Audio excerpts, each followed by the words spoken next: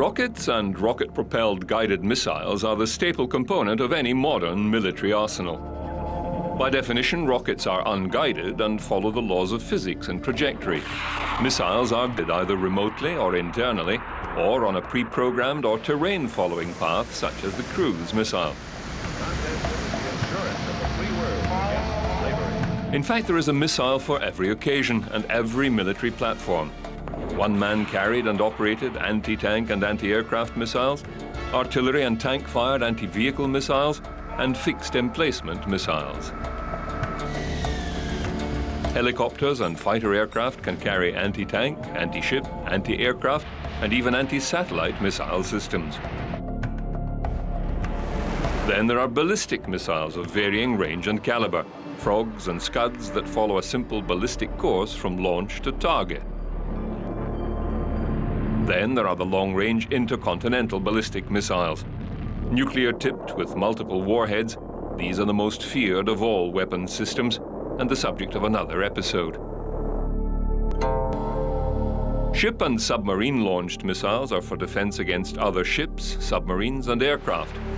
They can also launch the cruise missile, rocket launch then powered by turbojets. They can cruise many thousands of kilometers to their target, either on land or at sea. Probably the most extreme of missile systems is the anti-missile missile. Capable of high velocities and quick reaction times, these missiles have the accuracy to intercept and destroy an incoming missile.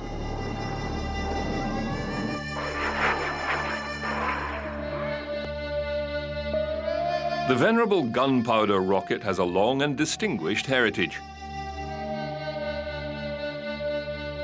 Early Chinese documents record the use of fire arrows in warfare. By the year 1045 AD, the use of gunpowder and rockets formed an integral part of Chinese military tactics. It would seem that armies on the receiving end of these rocket attacks learned quickly, adopting this weapon into their own arsenals. The Mongols brought the rocket to Europe around 1241 AD. Rocket attacks fall of Baghdad. The army of King Louis IX was fired upon with rockets during the Seventh Crusade. During the 100 Years' War, the French army used rockets at the siege of Orléans against the English, and so on. In later centuries, inventors improved these rockets. One of the early successful improvements was by William Congreve, an established inventor who went on to manage the Royal Laboratory at Woolwich. The Congreve rocket was made up of an iron case of black powder for propulsion and either an explosive or incendiary head, and a wooden guide pole for stability. The original rocket design had the guide pole side-mounted on the warhead. Later, in 1815, it was improved with a base plate and threaded hole. They could be fired up to 3 kilometers, although fairly inaccurately. Tendency to detonate prematurely. They were more adept as a psychological weapon than a physical one. They were first used against the French fleet at Boulogne-sur-Mer in 1806, fired from specially converted boats, and at the attack on Copenhagen in 1807. Congreve himself commanded one ship and was awarded the honorary rank of lieutenant colonel. They were used throughout the Napoleonic Wars, although a specialist rocket troop was not formed until 1812, first seeing action at the Battle of Leipzig. But it was at the siege of McHenry on September 13 and 14, 1814, that the rocket gained notoriety. A British armada of 19 ships attacked the harbor of Baltimore, among them the Erebus, formerly a 20-gun sloop. She had been converted to a rocket battery vessel equipped with 20 414.5-kilogram rocket batteries. They were fired from below the main deck through small scuttles or portholes. After assaulting the fort for over 25 hours, the Congreve rockets loaded with an incendiary charge did little damage, although 4 deaths were reported. It was these Congreve rockets, witnessed by a young lawyer named Francis Scott Key, that so impressed him to add the words "rocket's red glare" in his poem, The Star-Spangled Banner. William Hale, 1797 to 1870, another English inventor, saw the failings of the Congreve rocket and set about improving the stability of the rocket in flight to increase its accuracy. Like a bullet from a rifled barrel, he spun the rocket by using its exhaust gases. After various designs, he settled on 3 angled vanes protruding into the exhaust, deflecting a portion of the escaping gases and forcing it to spin, thereby stabilizing its trajectory. His patent was awarded in 1844, and the Hale gunpowder war rocket, also called the stickless rocket, was put into service.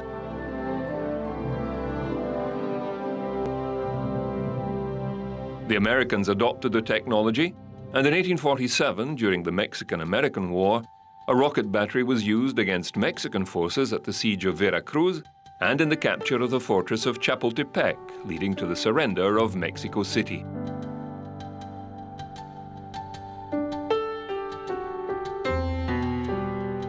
With the rise of modern warfare came new inventions, no less impressive than the aeroplane. With the introduction of these vehicles into the battlefield, it was not long before they were armed with machine guns, bombs, and eventually, rockets. Air-to-air rockets were first used in the First World War. Specifically, they were unguided incendiary rockets, their target, observation balloons and zeppelins. Developed by French inventor Lieutenant Yves Le Prieur, they were attached to the interwing struts of aircraft such as the Nieuport 11 and the Sopwith Camel. Electrically fired in sequence, they had a limited range of 115 meters. They were effective against observation balloons but were never able to down an airship. The rocket was phased out by 1918 and replaced with tracer and incendiary bullets. Development of the RS-2 and RS-132 rockets began as early as 1929. Rail-launched, the smaller RS-82 was fitted to many aircraft wings during the Second World War. Unguided, their success rate was very low, but the Russians did shoot down 2 Japanese fighters in August 20th, 1939. These were also fitted to bombers for self-defense and in the air-to-ground role as well. Their derivatives, the M8 and M13 rockets, were utilized in the Katyusha rocket artillery. The German Luftwaffe employed the Nebelwerfer 42 ground-based rocket for air-to-air deployment aboard Messerschmitt Bf 109 and 110 and Focke-Wulf FW 190 fighters. They would engage the massed groups of US bombers in formation. However, these unguided rockets required the aircraft to launch them at 15 degrees above level flight, and aiming was difficult. Later, the Luftwaffe developed the R-4M rocket, which was the first practical anti-aircraft rocket. Principally, the missile was a 55mm tube with a 520-gram warhead of high explosives. 812mm long, with flip-out fins on the tail for stability, it had a range of 1,000 meters. Although unguided, the large warhead proved deadly if any contact was made with the target. America's new and deadly versions of the rocket-firing plane are about to give a Sherman tank the works at the Dover, Delaware Army Airfield. A P-38, armed with the 5-inch projectiles, dives for the target.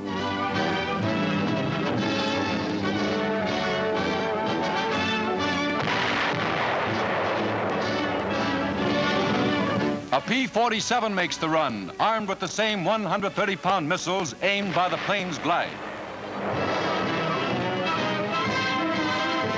These attacks are made at 300 miles per hour, the rockets hitting with terrific force. Aircraft attacking ground targets began with machine guns, then bombs. Soon rockets were in use. The plane swerved sharply. The RS-82 rocket was unguided, fired from rails under the wing, and from Operation Barbarossa against the Germans.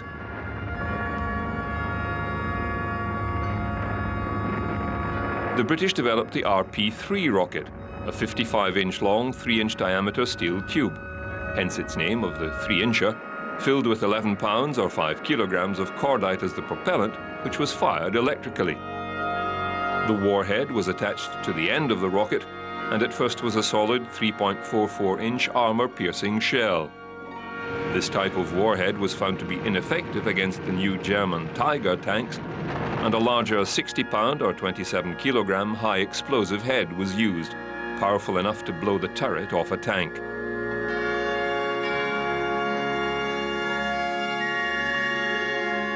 The rocket had a range of 1 mile or 1,600 meters and a maximum speed of 480 meters per second. 4 small tail fins supplied stability to the rocket, which, unguided, required the skill of the pilot to hit a target effectively. The rockets were fitted to rails under the aircraft's wings and an electric cable attached to the propellant charge. The Americans had the Air Force's 3.5-inch FFAR or folding fin aircraft rocket. We had the 5-inch FFASR and HVAR.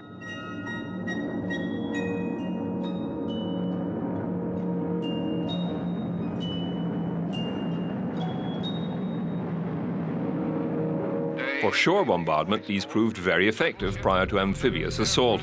Initial LCTs were fitted out with 1,000 launchers and 5,000 rockets. They were simply anchored offshore and pointed towards the beach. They are said to have had the equivalent firepower to 200 destroyers.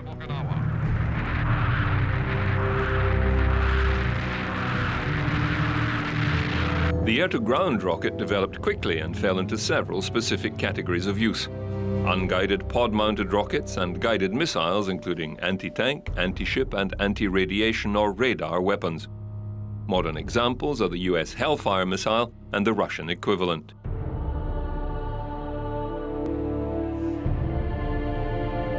With few exceptions, the makeup of the modern missile was settled. It was tubular, with a solid fuel rocket housed at one end. Stabilizing fins were of various size and shape. Some, rigid, were placed at the rear and often midsection, connected to a command and control unit in the midsection, and connected to the sensor or guidance pack, usually at the other end. The warhead would reside between these sections. The AIM-4 Falcon, developed by Hughes Aircraft, began in 1946 as a subsonic, then later supersonic, missile, using passive radar and infrared in the second model. Capable of Mach 3 and a range of 9.7 kilometers, and originally designed for bomber defense, this was switched to interceptor fighters. This missile flew on the F-89 Scorpion, F-101B Voodoo, F-102 Delta Dagger, and several European planes, including the Mirage 3. In honor of the day, some of the newest jets put on a show. At Eglin Air Force Base in Florida, the dramatic destruction of a B-17 bomber. A Scorpion attack plane launches its rockets.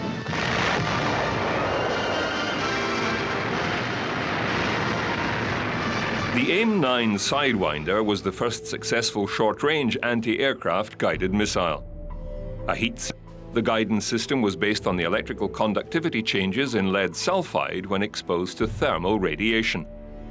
2 thin mirrors, one on either axis, would reflect the infrared light into a telescopic tube within the guidance system.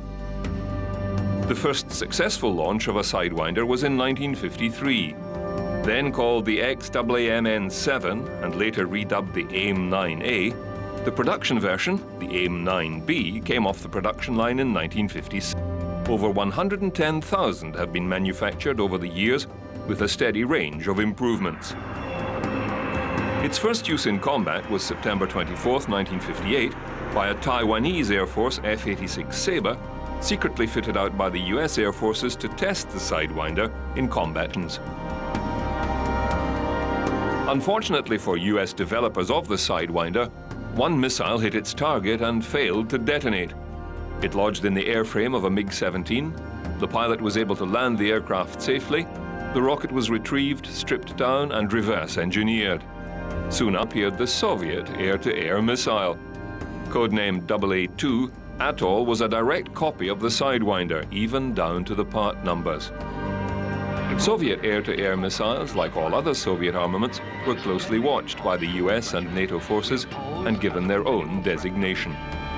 NATO assigned AA-1 Alkali, known to the Soviets as the K-5 Kaliningrad missile, was a beam-riding, semi-active homing radar type, but suffered the same issues as the early Sparrow guidance system. The AA-5 Ash was produced in both infrared and radar versions and was discernible by its very large fins. It was standard armament on many Soviet aircraft for 20 years. By far the largest air-to-air missile fielded was the AA-6 Acrid in both IR and radar variants. The AA-7 Apex, designed for all-weather interceptors, had a unique three-fin design giving it maneuverability. AA-8 Aphid is a smaller, close-in firing missile. The AA-11 Archer, or Vympel R-73, is the latest in Russian short-range missiles. It is IR homing with a cryogenically cooled seeker, able to see objects up to 60 degrees off its main axis. It has a range of 30 kilometers and can be aimed by a helmet sight, i.e. the pilot just looks at the target before firing for a lock-on. The radar-guided medium-range R-77 is a fire-and-forget missile comparable to the US AMRAAM missile and is so dubbed the Amramsky. It has a range of 105 kilometers at Mach 4, has a laser proximity fuse, and can engage targets at any speed, including stationary helicopters. The semi-active radar-homing missile Sparrow was the main armament for Western air forces around the world for many years. First in 1947, there have been several models and variants. From the unguided 127mm Hvar aerial rocket, Douglas Aircraft Company was commissioned to develop a guidance system. The diameter proved too small for the electronics of the day and was increased to 203mm. The successful intercept occurred in 1952. Dubbed AAMN-2 Sparrow, it entered service in 1956. It was restricted to visual range of attack and drove a guidance beam to the target, which had to be optically aimed. Continual advances in rocket motor, guidance, and warhead to later models and variants, Sparrow 2 and Sparrow 2D. The Sparrow X was a nuclear-tipped variant that never saw service. The AAMN-6A was a liquid-fueled version. The AIM-7E saw extensive use in the Vietnam conflict. It had limitations, but did account for 55 aircraft. In 1969, an improved E-2 version was introduced with head-on attack capability. The later version, the AIM-7F, had a dual rocket system to extend its flight and a larger warhead.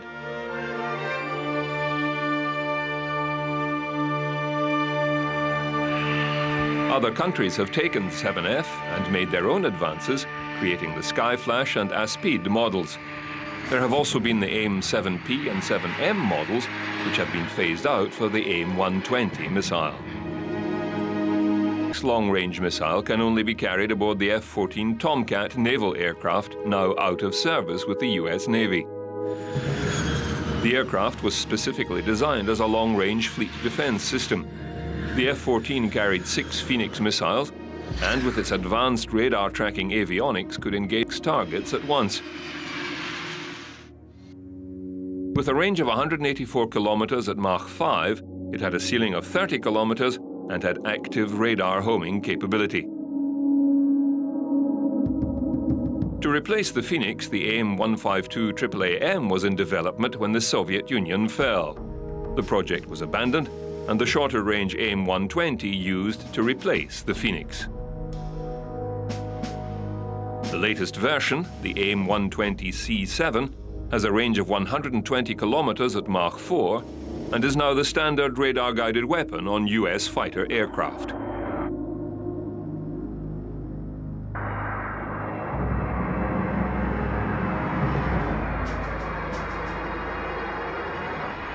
Other countries have developed their own air-to-air missile capability, but generally follow a similar format for fighter aircraft. A mix of 2 types of air-to-air missile, a short-range infrared missile, and a medium-range inertial-guided active or semi-active radar homing missile. The surface-based rocket launcher was developed parallel to the airborne variant.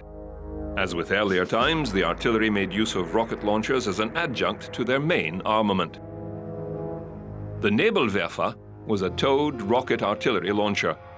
1.3 meters long and weighing 540 kilograms, they were 6-barreled. With a caliber of 150 millimeters, their maximum 6.8 kilometers.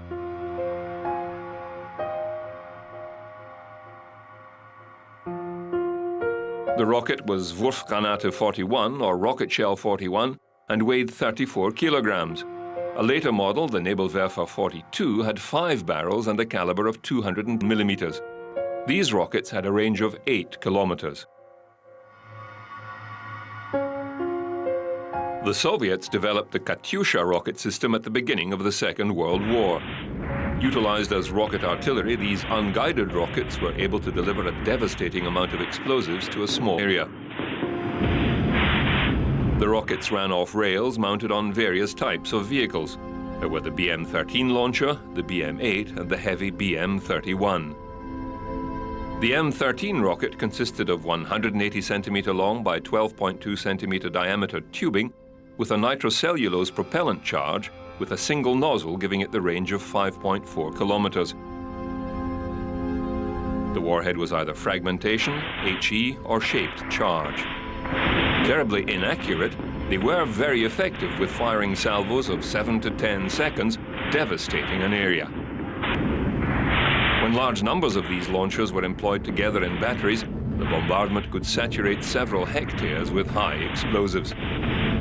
Later, the larger diameter rockets were employed, the 82mm M8 and the 310mm M31.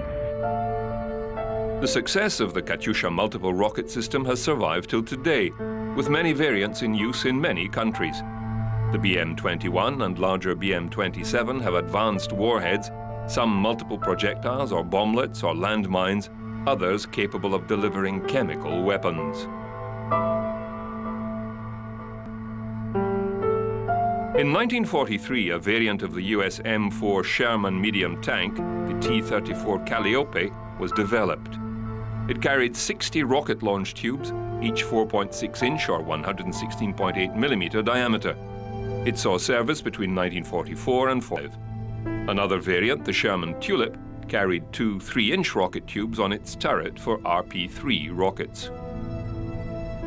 The modern artillery rocket launcher is the M270 MLRS, which saw service in the Gulf Wars. With a range of 42 kilometers, newer munitions are and/or with submunition warheads. The grid square removal service is a nickname given to one such munition that can blanket an entire 1 kilometer square area with high explosives.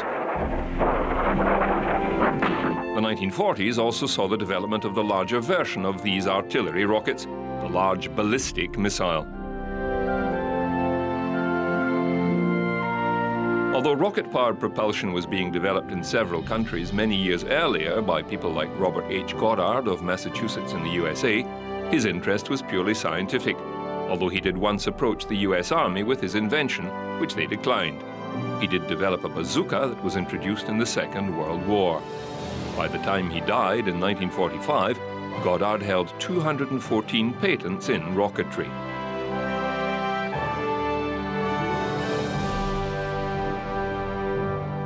Early in World War II, the German army developed the Faustpatrone, a small, lightweight, one-man-operated projectile launcher with an armor-piercing warhead. It was technically not a rocket, but was propelled by a charge of black powder, unguided, and with a range of 30 meters. It led directly to the Panzerfaust, a larger and more effective version, and then the Panzerschreck, which was a large 88mm tube launcher with accompanying shield and targeting reticle. The rocket had a range of 150 meters and a shaped charge warhead of 3.3 kilograms. Its drawback was the amount of smoke generated that pinpointed the firer immediately. The British had developed the Piat anti-tank weapon based on the spigot mortar concept. The Piat utilized a powerful spring to discharge the projectile and trigger the propellant charge. Relatively quiet and smokeless, it could be used in enclosed spaces.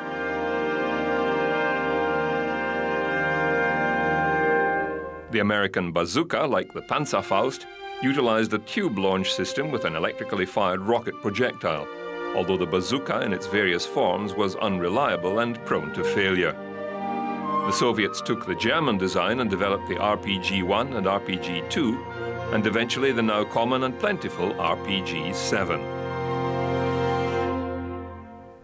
With a 300-meter range, the projectile is launched from the tube, then ignites a solid propellant rocket motor, giving it a flat, quick trajectory towards its target. Like most other anti-armor weapons, the warhead is a shaped charge high explosive. RPG-18 is a single-shot fire-and-throw-away type weapon introduced during the Afghan conflict with the Soviet Union, probably fashioned after the American Laws rocket. As an example of the disposable society, the M72 rocket was a one-shot, discardable rocket launcher. Compact and issued in large numbers, the launch tube was two-piece and extended to arm the device. It fired an unguided shaped charge warhead with flip-out fins.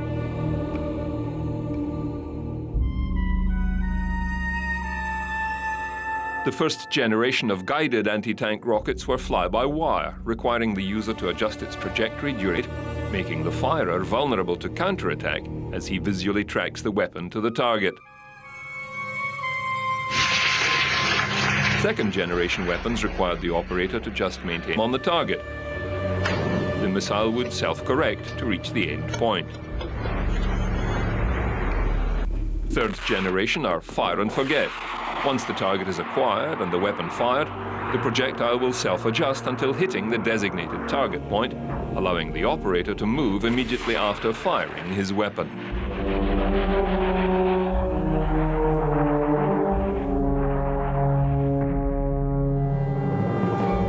The first generation of Soviet guided anti-tank weapons was the AT-1 Snapper and the AT-2 Swatter missile. Both were rail-launched from a vehicle. The later version, AT-3, was wire-guided by optical sight. Codenamed Saga, this standalone missile with no launch tube or rail did considerable damage to Israeli tanks in the Middle East War of October 1973. The AT-4 Spigot rocket had increased range up to 2,000 and was tube-fired with wire guidance. The latest Russian portable system is the AT-7 Saxhorn, an advanced wire-guided system. The US currently deployed the small or shoulder-mounted multi-purpose assault weapon. It has an effective range of 500 meters for a tank, but for bunker busting or knocking down a building with an enhanced explosive warhead. The USS Boston, America's first guided missile cruiser, in action off Cuba. From below-deck magazines, its potent Terrier missiles are automatically positioned on launching racks. Ship and missile were designed for each other in what engineers call an integrated weapons system, lethally efficient. This cruiser mounts no big guns. One of its missiles can sink any enemy ship, or with an atom warhead, smash an enemy base. A full salvo can be aimed and fired in seconds, guided to target while in flight. With the advent of the USS Boston class, the guided missile comes into its own at sea, the new combat punch of the surface Navy. Missiles to attack ships can be launched from land, sea, submarine, or air, and are generally a sea-skimming, radar-homing variant. The first guided anti-ship weapon was the Fritz X, a German guided bomb that was radio-controlled from the deploying aircraft and was not a missile. The first guided missile was the Soviet SSN-1 Scrubber, which also had an air-launched variant. These were quickly superseded. The SSN Styx missile, or P-15 designate, was a liquid fuel rocket with a solid rocket booster. Capable of high subsonic speed and a range of 40 kilometers, it was radar-homing, but large and easily intercepted. The Chinese developed the Silkworm based on this design. The French developed the MM-38 missile, more commonly known as the Exocet. 4.7 meters long with a solid fuel motor, it has a range of up to 180 kilometers. Launched from any type of platform, several hundred of these missiles were fired in anger during the 1980s, including the Falklands War, where they did considerable damage to the British Navy. Other missile systems of note: Harpoon, Sea Skua, and SS-9 Siren, all of which have been fired in combat. The Harpoon is a standard weapon with many navies around the world. It is a small but highly effective missile. Introduced in 1977, it has a turbojet engine and a range of 280 kilometers and has active radar homing. It can be launched from any type of platform, including a submarine torpedo tube. The SS-9 Siren had a range of 110 kilometers. With a turbojet engine and solid rocket booster, it recently saw action in the Black Sea against Georgian surface combatants. The first true long-range ballistic missile was the Nazi A4 or V2 rocket.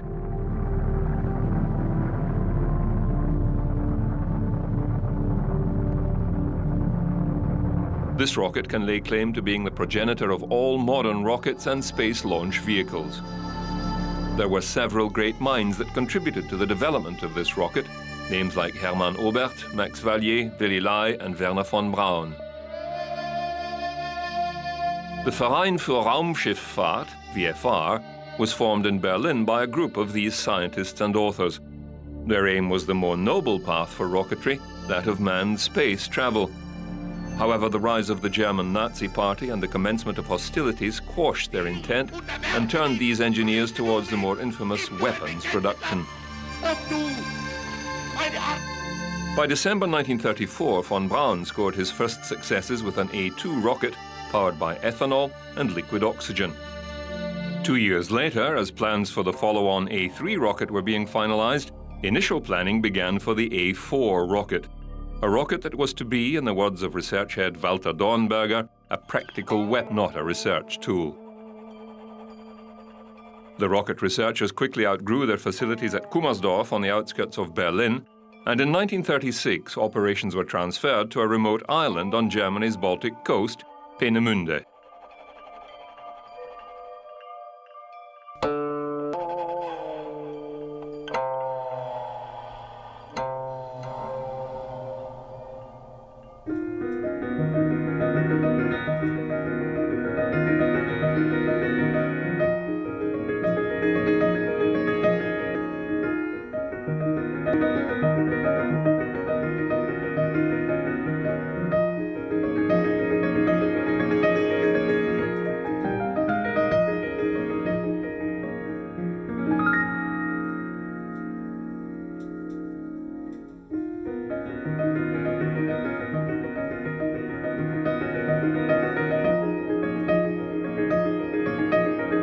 There were many failures before a success.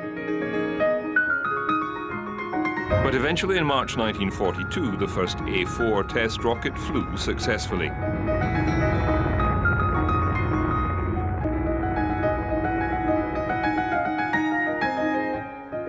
Later that year, on October 3rd, another A4 roared aloft carrying a warhead of high explosives. The A4 liquid propellant missile, extending some 46 feet in length and weighing 27,000 pounds, flew at speeds of 3,500 miles per hour. Topped with a 2,200-pound warhead, it could hit a target 500 miles away. The A4 was renamed the Vengeance Weapon II, or V2, and like its pulse jet-powered relative, the V1, began to fall on targets in Europe and September 1944 against London. A total of 6,048 rockets were built, 53 launches failed. In all, over 3,172 V2s were successfully launched and hit their intended target. Over 1,600 struck Belgium and 1,400 hit London, killing a total of 2,754 civilians. The V2 reached speeds in excess of Mach 4 and descended from over 100 kilometers altitude. It was almost impossible to intercept weapons that struck without any prior noise or warning.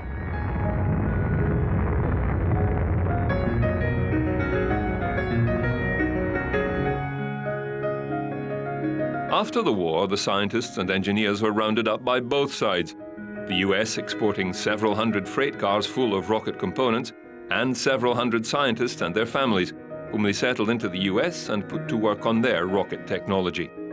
The Soviets managed to secure some scientists and blueprints as well. The missile race was on in earnest. Both the East and the West wanted to combine their newest atomic weaponry with long-range rockets.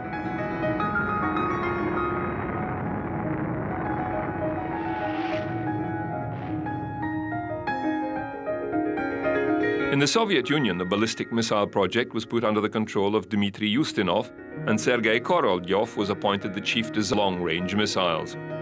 It was here that Korolyov turned his talent towards spaceflight and launching satellites. But the true function of the rockets under development was delivering nuclear payloads halfway across the globe. Ballistic missiles were categorized by their range, with the exception of sea-launched missiles or SLBMs. That is the tactical or battlefield range missile of 150 to 300 kilometers, theater or medium range missiles of 300 to 3,500, intermediate range IRBM and long range LRBM 2,500 to 5,500 kilometers, and the granddaddy of them all, the intercontinental or ICBM with 5,500 plus kilometers range.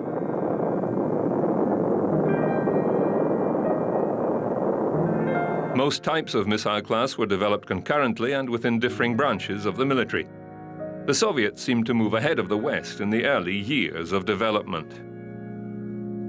The NATO designation was free over ground for this unguided artillery rocket family. Mounted on army trucks of various types, the Frog was a short-range, spin-stabilized artillery rocket and had a range of 40 kilometers.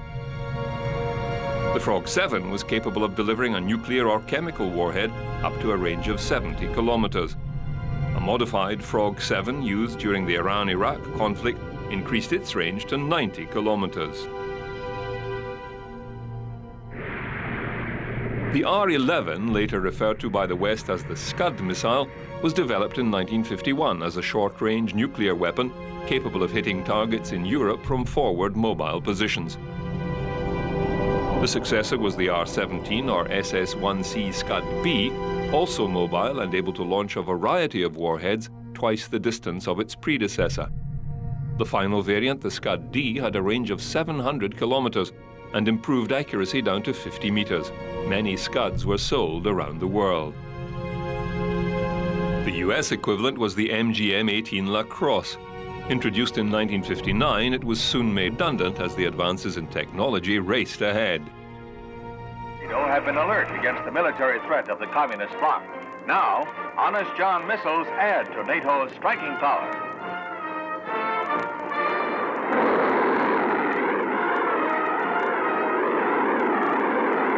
With propulsion, guidance, and warhead. The MGM-5 Corporal was a direct result of studying the V-2 rockets and the first US missile fitted with a nuclear warhead. The initial portion of its trajectory. After the fuel has been shut off at a position and velocity required to hit a particular target, the Corporal follows a ballistic trajectory. Its range was just 139 kilometers, and it entered service with the British in 1959. Inaccurate and unreliable, it was quickly replaced by the Sergeant rocket. Or the Honest John rocket, regardless of the weather. With an improved solid fuel motor, the Sergeant was also a nuclear warhead for the European theater. Its range was between 25 and 84 miles, depending on payload and targeting. It was replaced by 1977. Deployed first in 1972 to replace the Sergeant, the Lance was also nuclear capable. During flight, the guidance system corrects for variations in air density and winds and keeps the missile on course to the target. This might be a large troop concentration, an airfield, a communications complex, an enemy missile site, or some other critical military installation. The non-nuclear warhead carries a cargo of 836 bombets, which are released above the ground and explode on impact. A liquid-fueled rocket with a range of 120 kilometers at Mach, it was withdrawn from service by the SALT Treaty. The warheads have been stockpiled and await destruction. At Redstone Arsenal in Alabama, von Braun developed the Redstone rocket directly from the V-2. Intended as a medium-range ballistic missile for the Army, with a range between 1,000 and 3,000 kilometers, it was used to test nuclear weapons in the Pacific.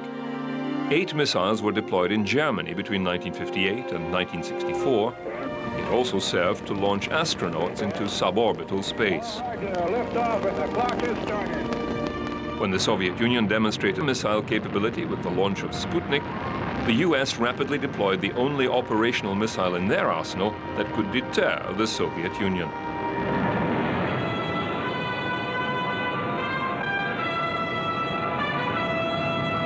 At 20 meters long and 2.4 meters in diameter, Thor was an intermediate-range missile capable of lobbing a nuclear warhead 2,400 kilometers, and was the United States' first operational nuclear strike missile.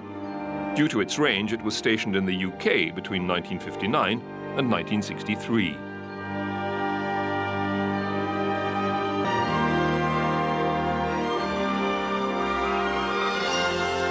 As a logical extension of Redstone, the Jupiter missile was fielded to support the Thor missiles. 30 missiles were deployed to Italy at 10 sites, and later a further 15 missiles sighted in Turkey. With a range of 2,410 kilometers, these posed a direct threat to Moscow. Deployed between 1959 and 1963, they were operationally obsolete very quickly and were withdrawn from service as part of the negotiations with the Soviet Union over the Cuban Missile Crisis. The missiles stationed in it 4 lightning strikes whilst armed with megaton-range warheads. In each case, arming batteries were activated, and in 2 cases, tritium-deuterium boost gas was injected into the warheads, partially arming the devices. Lightning protection equipment was quickly installed at all sites. Effort to expand wherever it can, to grow bigger, to take over, to supply. The R-5 Pobeda was better known in the West as the SS-3 Shyster, a single-stage theater missile with a detachable nuclear warhead. It entered service in 1956. R-12 Dvina was another theater-range man-tipped missile and the predominant European threat during the Cold War, and indeed the missile sent to Cuba that caused the Cuban Missile Crisis in 1962. With a range of 2,000 kilometers, it was a 3-stage liquid-fueled rocket. All ships of any kind bound for Cuba, from whatever nation or port, will, if found to contain cargoes of offensive weapons, be turned back. In the face of U.S. determination, the Soviets dismantled their missiles and bombers and shipped them home. It was the retreat to Moscow. The democracies had served notice on the Russians that any aggressive threat in the Western Hemisphere would not be tolerated. 2 Terrier surface-to-air missiles are fired at a drone.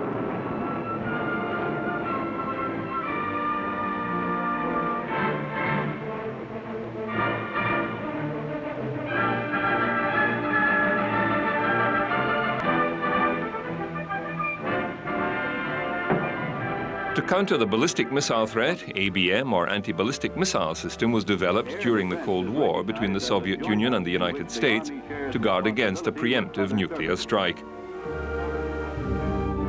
The system comprised early detection satellites and radar tracking, then launching a high-speed missile for interception either in the booster phase of the enemy's rocket, i.e. in the atmosphere, or later in space when the warhead detaches from the booster. The missile is launched. The first successful interception of a ballistic missile with another was performed in 1961 by the Soviets at their Sarishagan test range.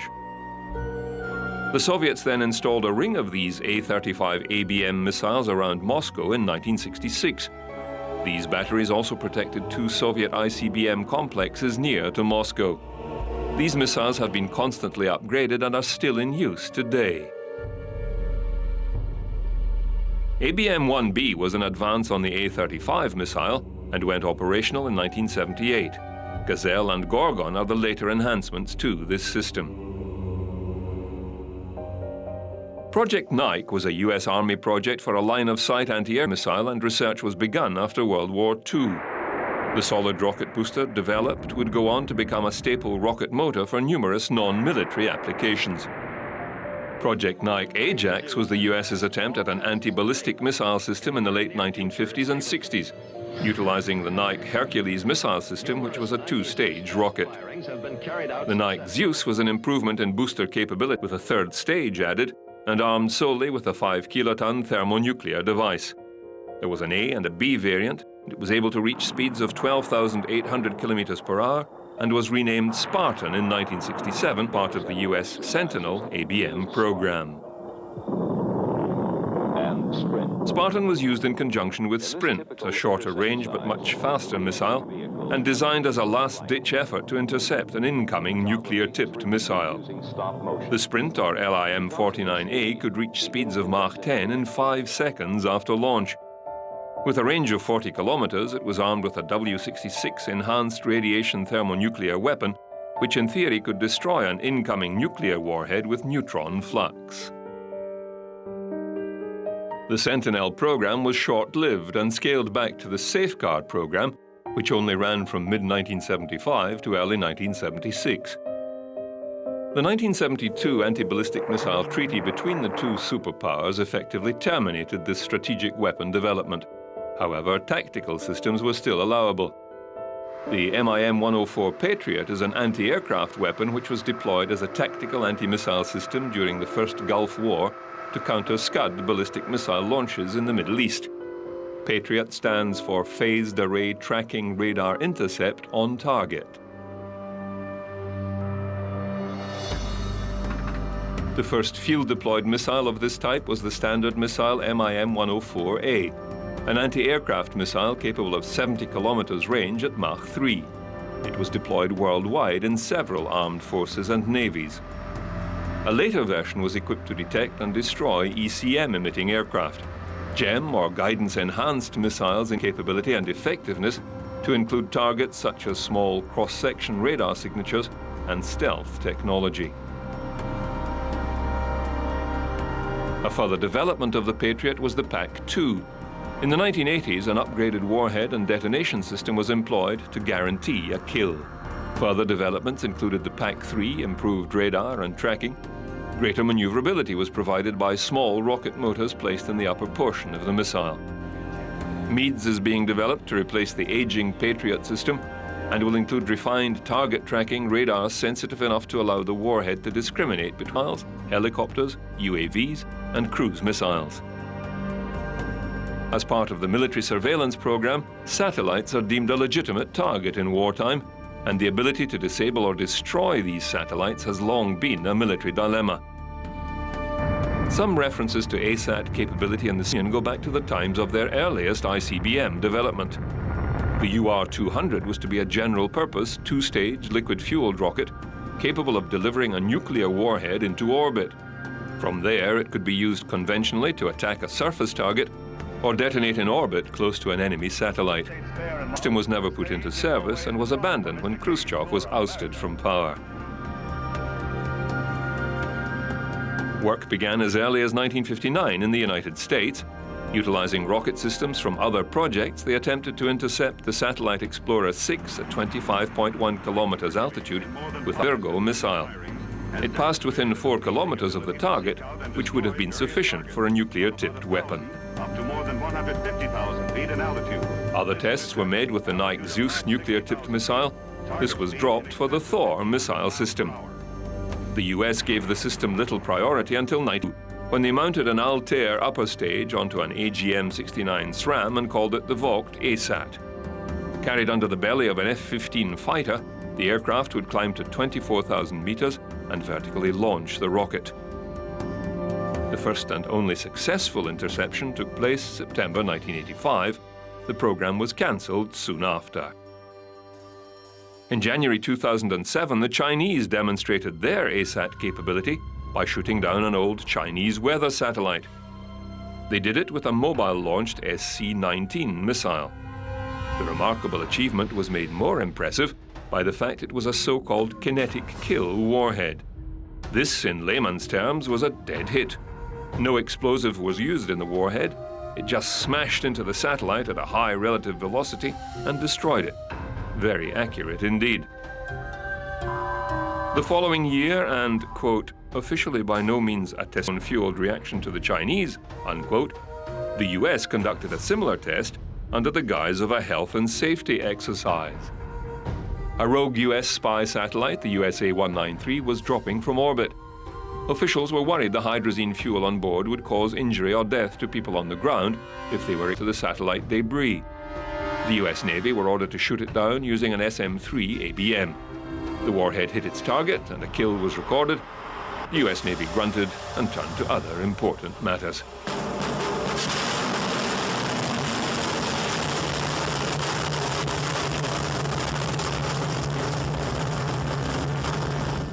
It would seem that missile technology is the future of the machines of war.